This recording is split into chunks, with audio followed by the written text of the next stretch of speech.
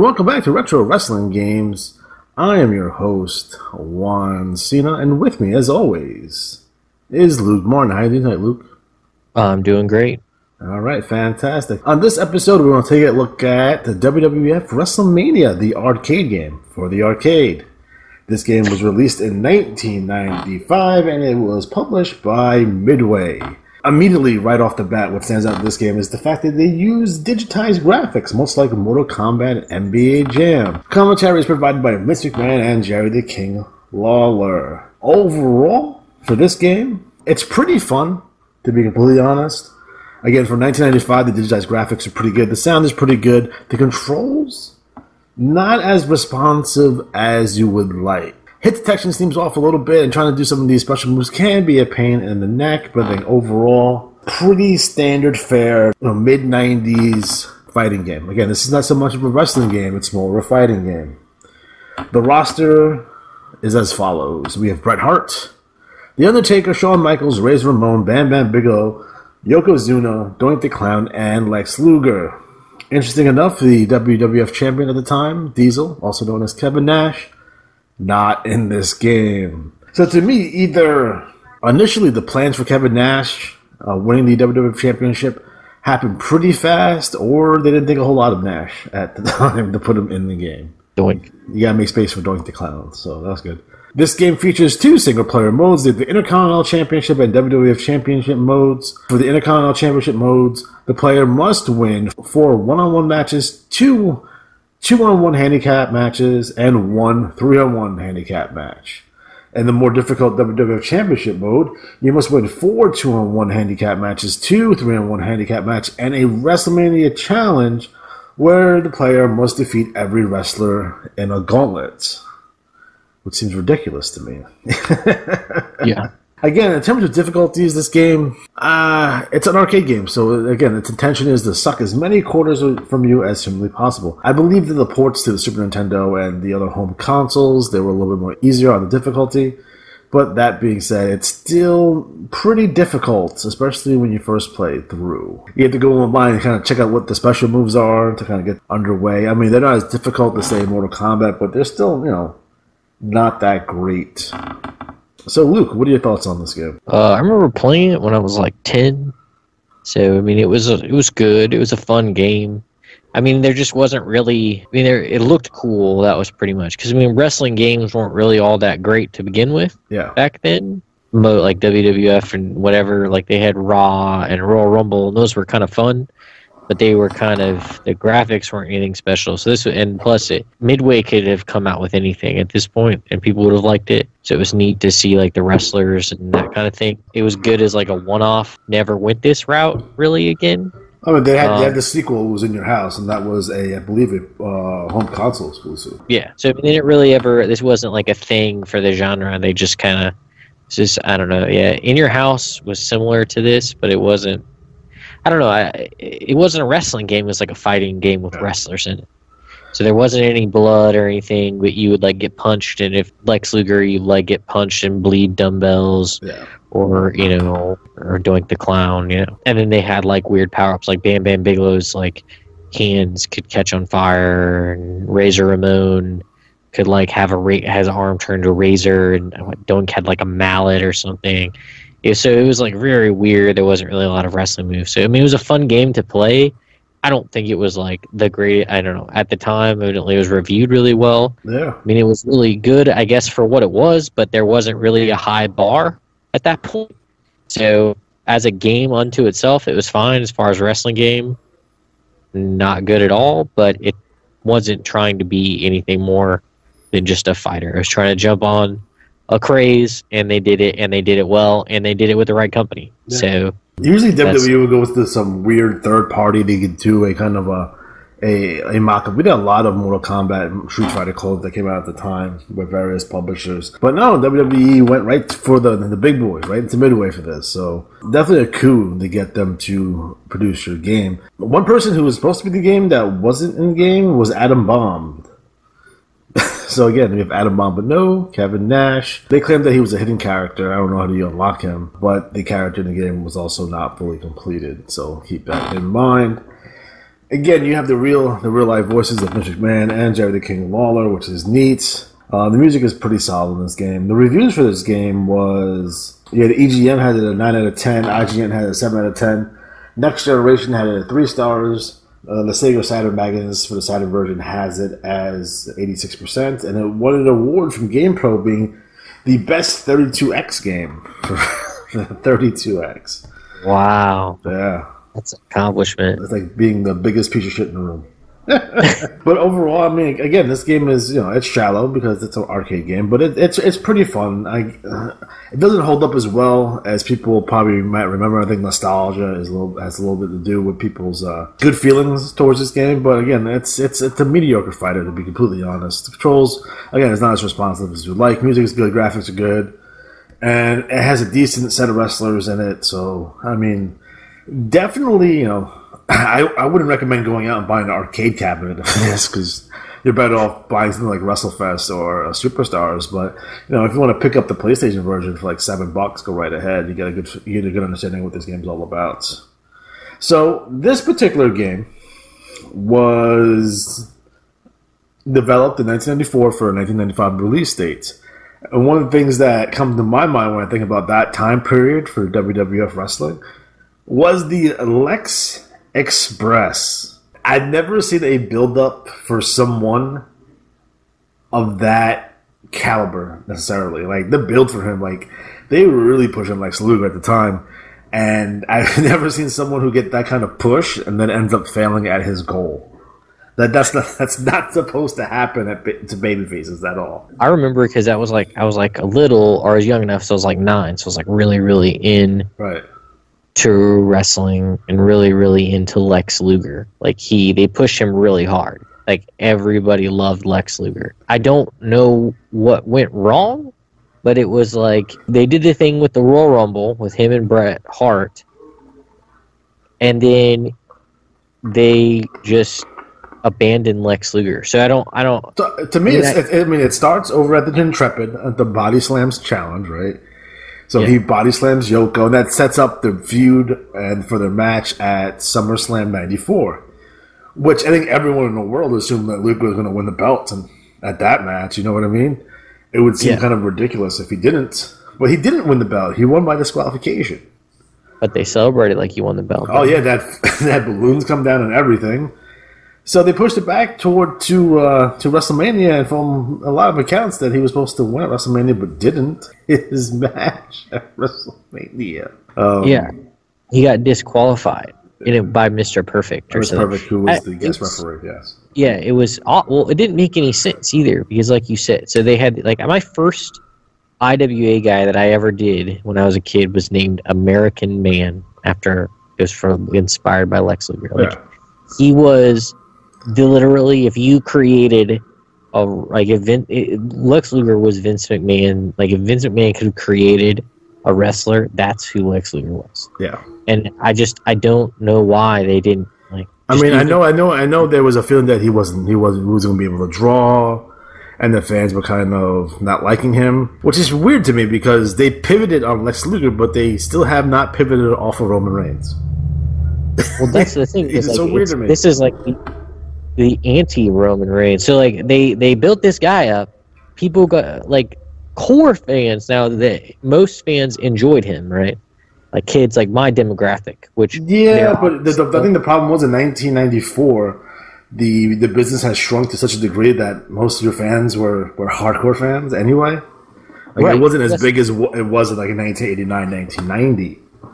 Yeah, so that's what I'm saying. So, but it's like they did the exact opposite of what they're doing now, where they went with Bret Hart, who was the fans.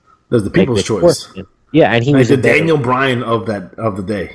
It was better off. I loved Bret Hart too, but I think he was a better champion. But it was just like WrestleMania 10. Like obviously, I didn't have any money to buy a pay-per-view, so like I know what's going to happen, and so I like wait for the Monday Night Raw so I can figure out what happened, you know?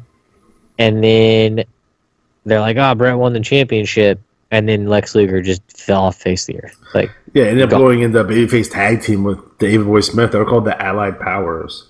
Yeah, no one remember. I don't remember. Like, and then boom, he That was shows it. up. And he's the next thing you know, he's debuting on the first episode of Nitro. I'm a Lex Luger apologist, first and foremost, number one, right? Yeah. And this is not the first time it happened to Lex. It happened to Lex in WCW too, because Lex never beat Flair for the belt. He eventually did win the belt, not even that belt, but like a new belt. You know, it was vacated after Flair left WCW and defeated Barry Windham. But I think there was always, to me, I think it hurt Lex's career never getting that signature win over Flair. Like, 'cause Sting got it, but Luger never got it. Right. You know, Luger, in my opinion, should have won the NWA World Championship at Bash '88 when they did that finish where in Baltimore, the State Athletic Commission, if you get a cut, it automatically stops the match. So Luger bladed, but there was so little blood on his head, you can barely even see it on TV. So they screwed Lex out that way. He didn't even win at the next arcade either. You know, it just wasn't there. He just never ended up winning that belt. And I think it hurt him. I just don't understand either because they brought him in as a heel. So they brought him in as like a narcissist. Yeah, and they brought him as Narcissus. And then eventually called him the Narcissist. Okay. And then they brought out, so he had a WrestleMania match at WrestleMania 9, which was god-awful, with all of the mirrors and shit. Yeah. And then Bret Hart gets screwed at WrestleMania 9, and then they bring Hogan back, and then they have him lose, and then he leaves. So I just don't understand. And then they were like, let's make Lex Lex Luger is now the shining light. So I don't know.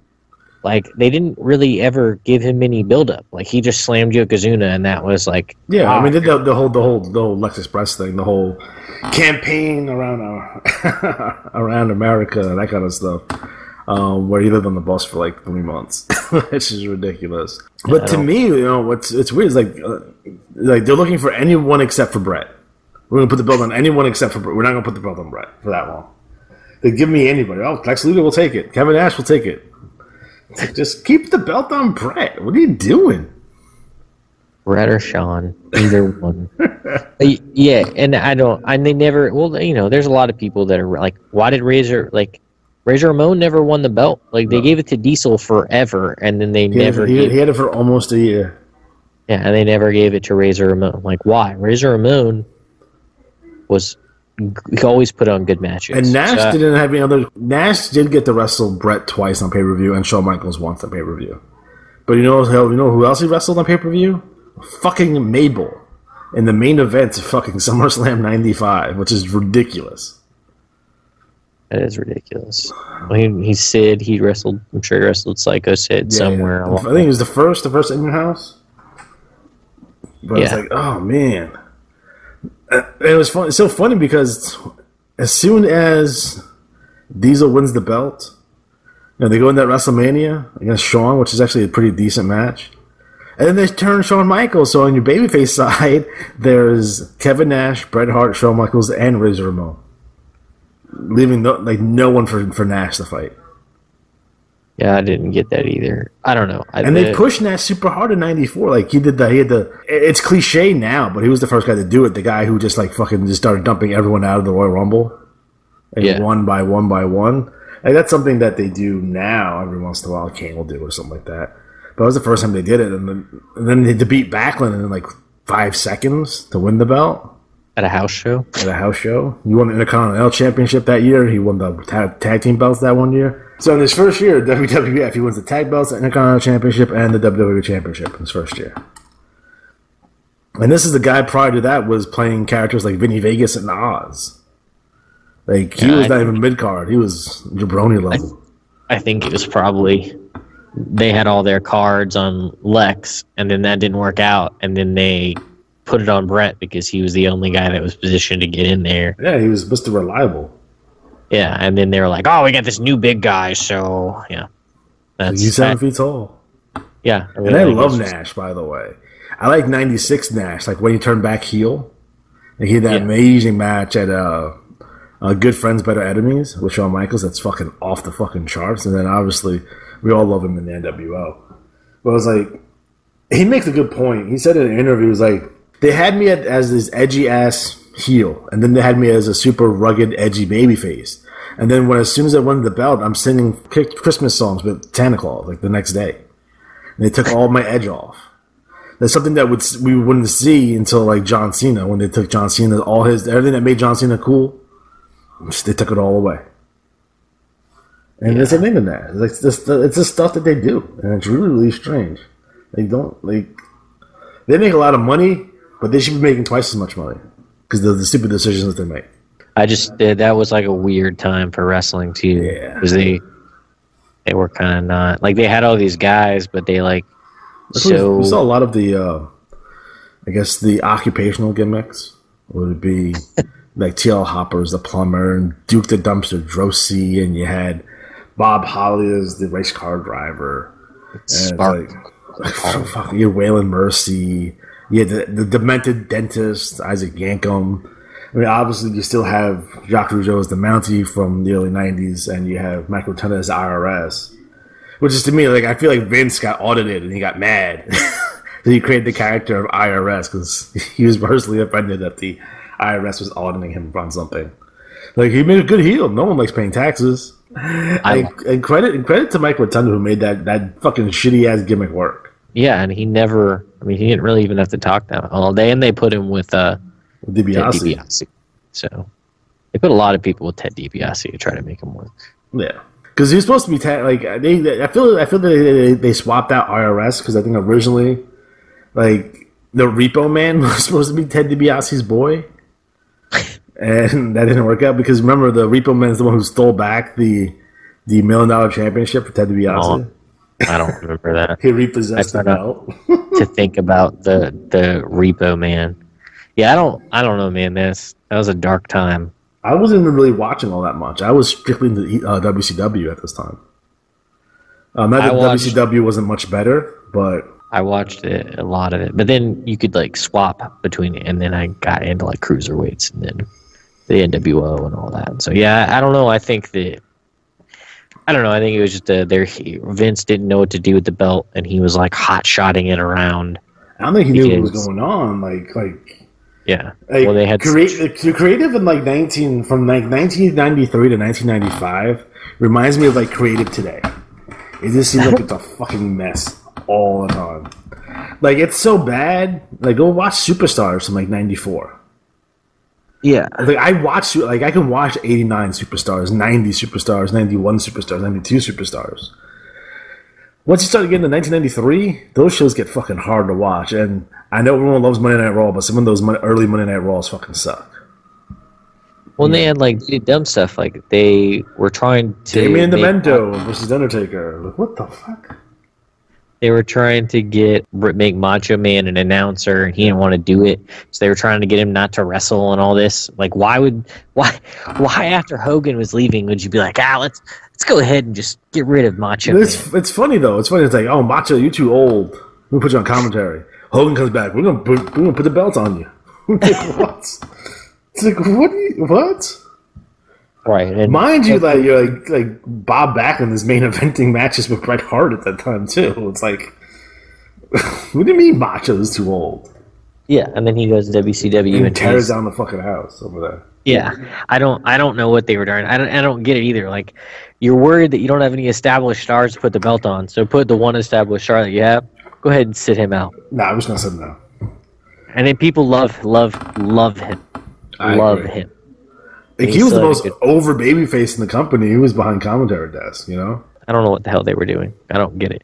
Well, that and, like, he had, like, that badass match with Ric Flair. Yeah. And then he was still having match. I think he had a match at WrestleMania 9. Yeah. And then he was on commentary at 9. Oh, he was? Oh, well, that makes sense. He had a match at WrestleMania 10, though, against Crush. Evil Foreign Menace Crush. It was a Falls Count Anywhere match, but they did it like they did it like Texas Death style too, where like you have to pin him and then you have to run back to the ring and then there has to be a 10 count.